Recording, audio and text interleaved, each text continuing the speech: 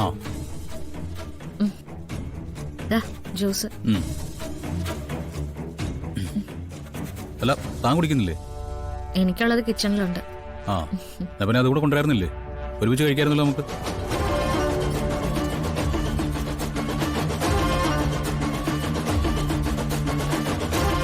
കുടിച്ചു കഴിഞ്ഞിട്ട് വരും വേണമെങ്കിൽ കിടന്നോളൂ. എനിക്ക് അടുക്കളയിൽ കുറച്ച് ജോലിയുണ്ട്. ഈ നേരത്തിന് ഇപ്പൊ എന്തോ ജോലി? അത് കുറച്ച് പാത്രങ്ങളൊക്കെ കഴുകാനുണ്ട്. അതെ, അതൊക്കെ അവിടെ കിടന്നോളൂ. നാളെ മുതൽ നമ്മുടെ ഇവിടെ ഇല്ലല്ലോ. അതുകൊണ്ട് നമ്മൾ പോകുമ്പോ എനിക്കൊരു മനസ്സമാധാനം വേണ്ടേ? അതിന് ഞാൻ എല്ലാം കഴുകി വെക്കുന്നത്. ഞാൻ പറയുന്നൊന്നും കേക്ക്. ചെറുക്ക, മര്യാദയ്ക്ക് അത് കുടിച്ചിട്ട് അവിടെ കിടക്കുന്നുണ്ടോ? ഞാൻ പോയിട്ട് ഒരു 10 മിനിറ്റിനുള്ളിൽ തിരിച്ചു വരാം.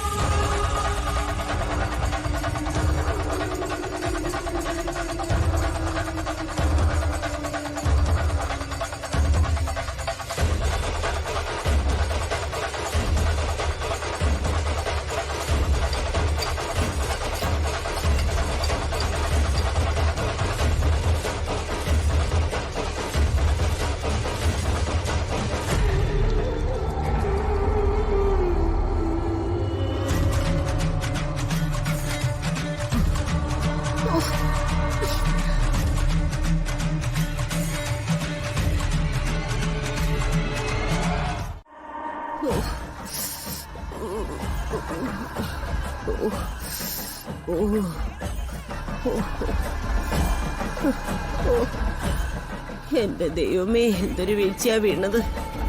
ഓ, ദേഹം ഒന്നും അനക്കാൻ വയ്യ. ഒന്ന് കിടന്നാലോ? വേണ്ട, അവള് ചത്തുന്നറിയാതെ ഇനി എനിക്ക് സമാധാനമില്ല. ഓ,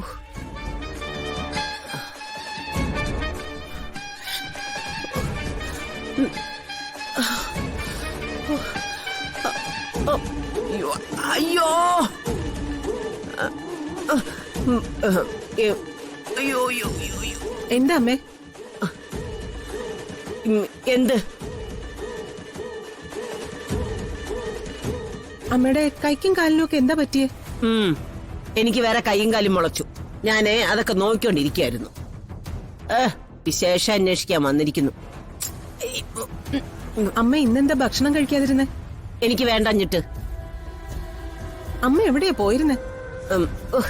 ഞാനൊന്ന് അമ്പലത്തിൽ വരെ പോയതാ. ഇനി അതിനും വിലക്കുണ്ടോ? അമ്മ അമ്പലത്തിൽ പോകുന്നതിന് എനിക്കെന്താ? ഉം.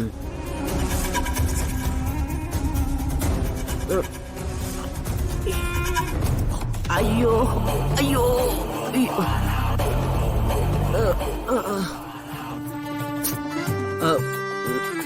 അമ്മേ, ഉം. സുഖമില്ലെങ്കിൽ അത് പറ.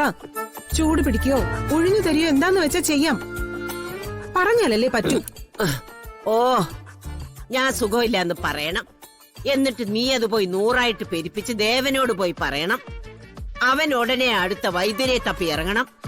എന്നിട്ട് സുകുമാരിക്ക് ഭ്രാന്താണെന്നും പറഞ്ഞ് നാട്ടുകാരെയും കൂട്ടി ചികിത്സയ്ക്ക് വരണം. അതല്ലേ നിന്റെ ഉദ്ദേശം? മുത്തശ്ശി അവളത് കഴിച്ചു. ആണോടി? ഞാൻ ജ്യൂസി കലിക്കാ കൊടുത്തത്. അടുക്കളയിലേക്ക് ഞാൻ ചെല്ലുമ്പോ ജ്യൂസ് ഉണ്ടാക്കിക്കൊണ്ട് നിക്ക. മോക്ക് വേണോന്ന് എന്നോട് ചോദിച്ചു. എനിക്കൊരു ഗ്ലാസ് തന്നു. ഞാനത് കുടിച്ചു. എന്നിട്ട് വരുണനുള്ള ജ്യൂസുമായിട്ട് അവൾ അകത്തേക്ക് പോയി. ആ സമയം കൃത്യമായിട്ട് മുത്തശ്ശി തന്ന മുഴുവൻ വിഷവും ഞാനതിലിട്ട് കലക്കി വെച്ചു. തിരിച്ചു വന്ന് അവളതെടുത്ത് കുടിക്കുകയും ചെയ്തു. എന്നാ പിന്നെ അവള് നേരം വെളുപ്പിക്കൂല.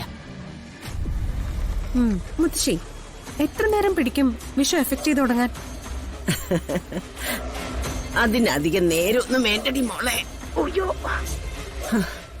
ആ, ഇനി കണിമംഗലത്തുനിന്ന് ആറ്റുവാശ്ശേരിയിലേക്ക് ഒരു ഫോൺ വരുന്നതേ അവളുടെ ചാവ് പറയാനായിരിക്കും. ഞാനും അതാ കാത്തിരിക്കുന്നെ. നാളെ അവളുടെ അവസാന യാത്രയാവട്ടെ.